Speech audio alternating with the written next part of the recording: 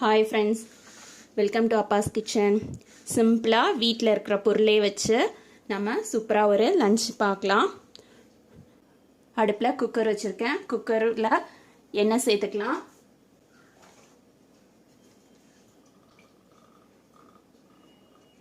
இதுக்கு நல்லெண்ணெயெல்லாம் சேர்த்துறாதீங்க, கடலெண்ணெய் சேர்த்தா நல்லாயிருக்கும். எண்ணெய் சூடு வந்ததுக்கப்புறமா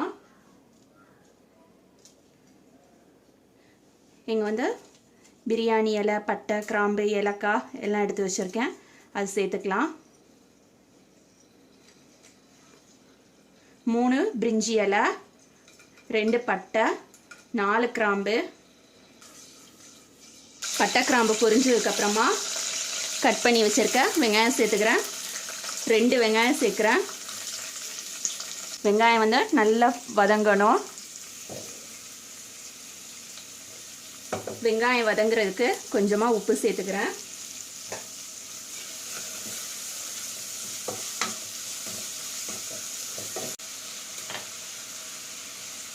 அஞ்சு பச்சை மிளகாய் சேர்த்துக்கிறேன்.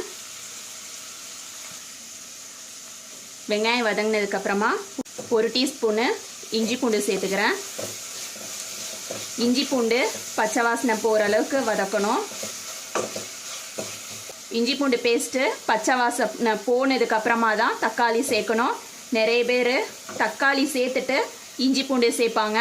அந்த மாதிரி சேர்த்தாக்கா டேஸ்ட்டு நல்லா இருக்காது.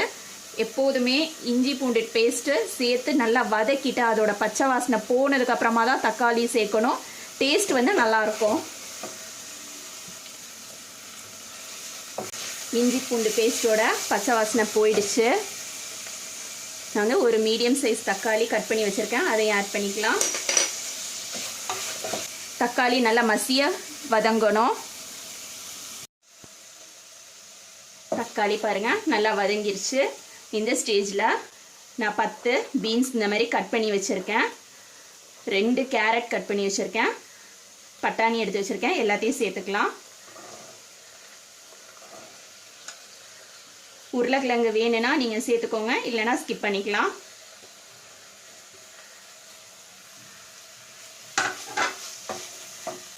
வெஜிடபிள்ஸ் சேர்த்ததுக்கப்புறமா நல்லா கலரி விட்டுக்கோங்க. பாதி உருளைக்கிழங்கு சேர்த்துக்கிறேன். குக்கர் மூடி போட்டு காய்கறியை வேக வச்சுக்கலாம். காய்கறி வந்து ரொம்ப வெந்துடக்கூடாது, லைட்டாக அரை வேக்காடு வெந்தால் போதும்.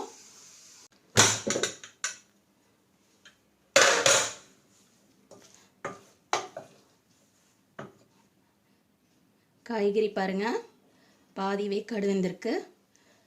நான் விசில்லாம் விடலை, விசில் விட முன்னாடியே எடுத்துட்டேன். ஏன்னா நம்ம தண்ணியும் சேர்க்கலை. ஏன் பாருங்கள் தீயெல்லாம் இல்லை. நம்ம விசில் விட்டுருந்தோம்னாக்கா இங்கே அடி பிடிச்சிருக்கோம். அடி பிடிக்கல பாருங்கள். இப்போ இந்த ஸ்டேஜில் கட் பண்ணி வச்சுருக்கிற கொத்தமல்லி தழை சேர்த்துக்கலாம்.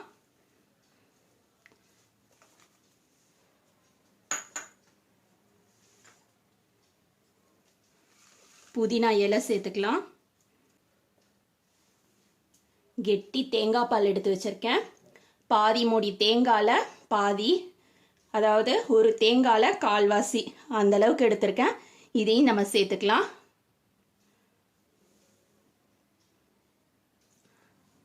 தண்ணி தேங்காய் பால் எடுத்து வச்சுருக்கேன். 2வது பால் 3வது பால் அதையும் சேர்த்துக்கலாம்.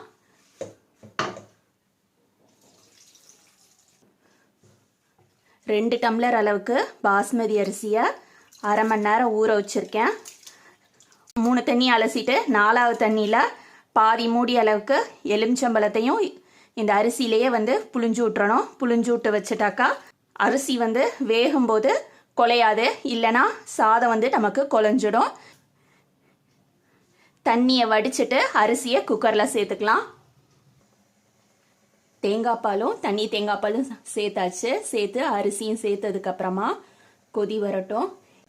இந்த ஸ்டேஜில் உப்பு காரமெல்லாம் செக் பண்ணிக்கோங்க. சப்போஸ் உங்களுக்கு வந்து உப்பு கம்மியாக இருக்குது அப்படின்னாக்கா நீங்கள் உப்பு போட்டுக்கோங்க. உப்பு வந்து தண்ணி இருக்கும்போது, அதாவது தேங்காய் பாலும் தண்ணி இருக்கும்போது கொஞ்சம் உப்பு கரிக்கணும். கரிச்சாதான் நமக்கு சாதம் வெந்ததுக்கப்புறமா கரெக்டாக இருக்கும் உப்பு. வாசனைக்காகவும் டேஸ்ட்டுக்காகவும் கொஞ்சமாக நான் வந்து ஜீரகமும் சோம்பும் பவுட்ரு பண்ணது ஆட் பண்ணுறேன். ஒரு 1/4 டீஸ்பூன் அளவுக்கு சேர்த்துக்கலாம். அரிசி சேர்த்ததுக்கப்புறமா நம்ம ரொம்ப கிளறக்கூடாது. கிளறுனா அரிசி வந்து உடையும், சாதம் வந்து குழஞ்சு போன மாதிரி ஆகும். இப்போது தண்ணியும் தேங்காய் பாலும் சேர்ந்து கொதிக்க ஆரம்பித்ததுக்கப்புறமா உடனே குக்கர் மூடி போடக்கூடாது. இந்த தண்ணி கொஞ்சம் ட்ரை ஆகணும். ட்ரை ஆனதுக்கப்புறமா தான் நம்ம குக்கர் மூடி போடணும். இப்போவே நம்ம மூடி போட்டோம்னாக்கா சாதம் வந்து குழஞ்சு போயிடும், நல்லா இருக்காது.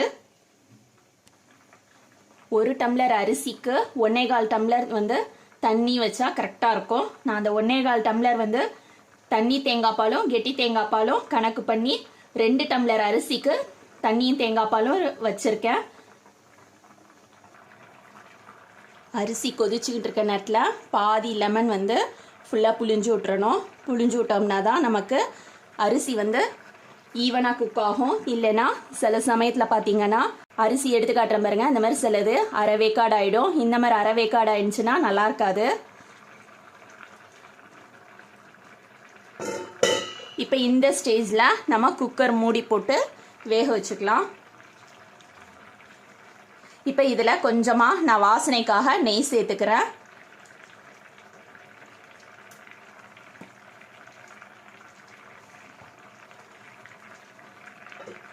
நெய் சேர்த்துட்டு லேசாக அப்படி ஸ்ப்ரெட் பண்ணி விடலாம். அடி வரையில் நம்ம கிளற வேணாம். அடி வரையில் கிளறுனா சாதம் உடையும். சும்மா அப்படி லேசாக கிளறி விட்டாக்கா அது கீழே வரையில் போய் நெய் வந்து எல்லா பக்கம் ஸ்ப்ரெட் ஆகிக்கிடும். இந்த ஸ்டேஜில் நம்ம குக்கர் மூடி போட்டுட்டு சிம்மில் வச்சிடலாம். ஏற்கனவே அரிசியை நல்லா கொதிக்க விட்டுருக்கதால ஒரே ஒரு விசில் சத்தம் வந்தால் போதும். ஒரு விசில் வரோமே நம்ம அடுப்பு ஆஃப் பண்ணிடலாம். குக்கர் ஓப்பன் பண்ணி பார்க்கலாம்.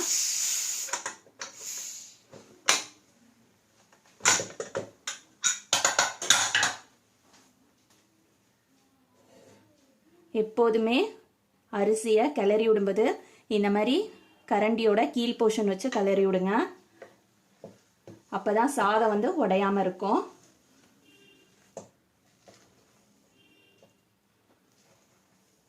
பாருங்கள், நம்மளோட பிரிஞ்சி ரெடி ஆயிடுச்சு. இப்போ இதை வந்து பிளேட்டில் போட்டுக்கலாம்.